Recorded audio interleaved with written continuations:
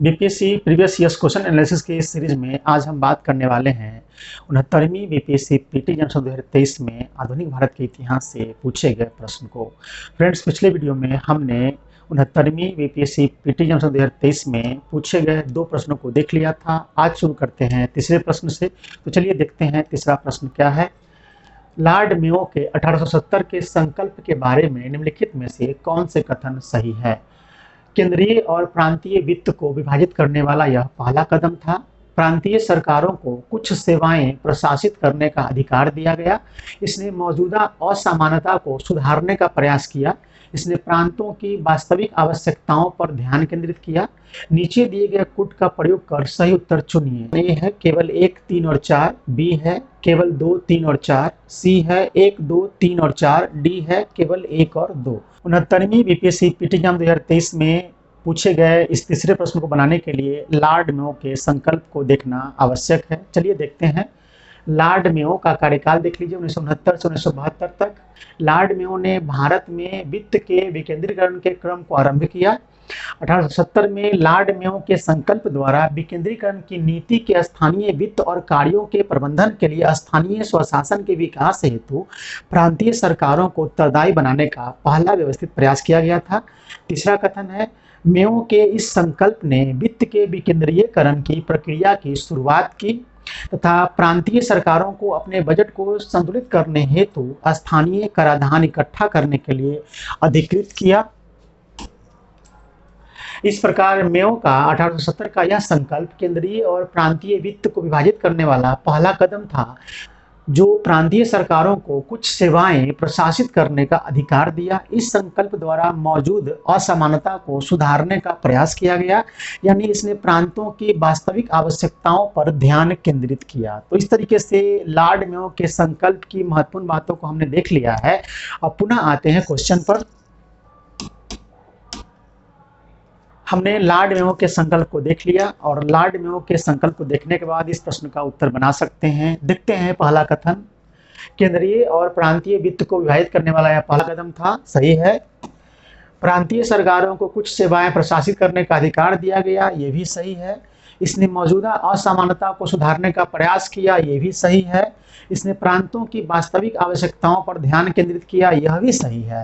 अब Lord Mayo के संकल्प को देखने से पता चलता है कि ये चारों कथन सही है इस प्रश्न का, यानी लॉर्ड मेयो के 1870 के संकल्प के बारे में ये चारों कथन सही है। इस तरह से इसका आंसर हो जाएगा सी। इस तरीके से तीसरे प्रश्न का उत्तर हो जाएगा सी 1, 2, 3 और 4। 70वीं बीपीएससी पीटी एग्जाम 2023 में पूछा गया चौथा प्रश्न अब देखते हैं। भारत के स्वतंत्रता संग्राम के दौरान निम्नलिखित घटनाओं पर विचार कीजिए। होम रूल आंदोलन, सूरत विभाजन, खेरा सत्याग्रह, मिंटो मार्ले सुधार। उपयुक्त दी गई घटनाओं का निम्नलिखित में से कौन सा सही कालानुक्रमिक क्रम है? ऑप्शन ए है 2, 4, 1, 3, बी में है 1, 4, 2, 3, 2, 3, 1, 4 और डी में है 1, 3, 2, 4। प्रश्न के अनुसार भारतीय स्वतंत्रता संग्राम के दौरान घटित घटनाओं का सही कालानुक्रमिक क्रम निम्नवत है। 1 में सूरत विभाजन 1907, मिंटो मार्ले सुधार 1909, होम रूल आंदोलन 1916-17 और 4 में खेरा सत्याग्रह 1917।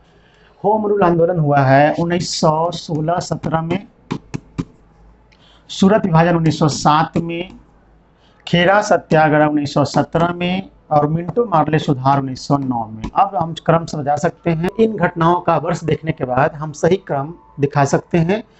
2, 4, 1, 3, 2 सबसे पहले 2 हो जाएगा 1907, तो 2 है। 4 है 1909 मिर्लो मार्ले सुधार, 1 हो जाएगा होम रूल आंदोलन 1916-17 और 3 हो जाएगा खेरा सत्याग्रह 1917। इस तरीके से इस प्रश्न का सही उत्तर हो जाएगा ए 2, 4, 1, 3, यानी सबसे पहले सूरत विभाजन 1907, उसके बाद मिंटो मार्ले सुधार 1909, उसके बाद होम रूल आंदोलन 1916-17 और लास्ट में हो जाएगा खेरा सत्याग्रह 1917। 70वीं बीपीएससी पीटी एग्जाम 2023 में पूछा गया पांचवा प्रश्न देखते हैं। लॉर्ड लिटन निम्नलिखित में से किससे संबंधित नहीं है? शस्त्र अधिनियम, vernacular press act, Ilbert bill, Strachey commission.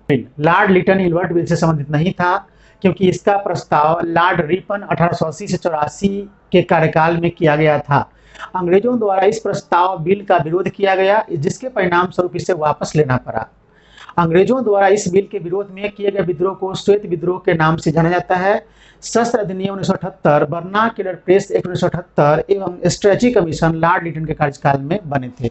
पांचवें प्रश्न को बनाने के लिए जो तथ्य हमने देखे उसके आधार पर यह स्पष्ट हो रहा है कि इल्बर्ट बिल के समय लॉर्ड लिटन नहीं था। इल्बर्ट बिल लॉर्ड रिपन के कार्यकाल की घटना है। इसके अलावे तीनों ऑप्शन जो देख रहे हैं वो सभी घटना लॉर्ड लिटन के समय में हुए थे, जैसे में शस्त्र अधिनियम 1978, वर्नाक्युलर प्रेस एक्ट 1978 और स्ट्रेची कमीशन, ये तीनों लॉर्ड लिटन के समय में हुआ था। लेकिन इल्बर्ट बिल लॉर्ड रिपन के समय में हुआ था। इल्बर्ट बिल क्या था?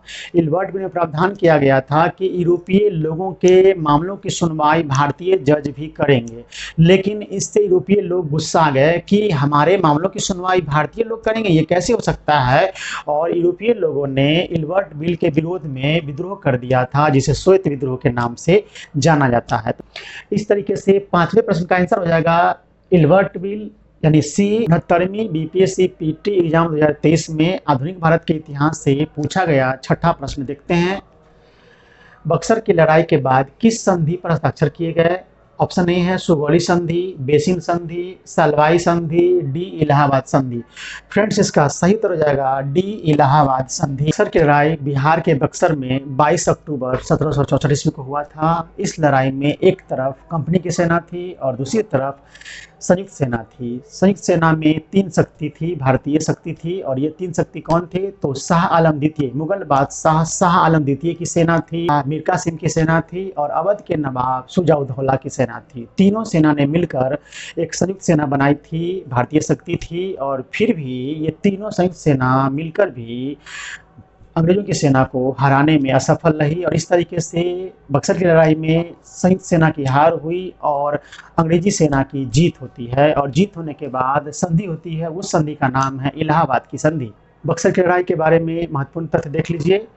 बक्सर की लड़ाई 1764 ईस्वी बिहार के बक्सर में 22 अक्टूबर 1764 ईस्वी को संयुक्त सेना और कंपनी की सेना के बीच युद्ध में कंपनी की सेना की जीत होती है। युद्ध के बाद इलाहाबाद की संधि पर हस्ताक्षर होते हैं। इस तरीके से बक्सर की लड़ाई समाप्त होने के बाद इलाहाबाद की संधि के नाम से एक नहीं बल्कि दो संधि होती है। देखते हैं, इलाहाबाद की प्रथम संधि होती है 12 अगस्त 1765 को। मुगल सम्राट शाह आलम द्वितीय सिग्नेचर करते हैं भारतीय शक्ति की तरफ से, और द्वितीय संधि होती है 16 अगस्त 1765 को, जिसमें अवध का नवाब शुजा-उद-दौला सिग्नेचर करते हैं भारतीय शक्ति की तरफ से, और इन दोनों संधियों पर अंग्रेजों की तरफ से रॉबर्ट क्लाइव का सिग्नेचर होता है। तो इस तरीके से आज के इस वीडियो में हमने 69वीं बीपीएससी पीटी एग्जाम 2023 में आधुनिक भारत के इतिहास से पूछे गए प्रश्नों को देखा है।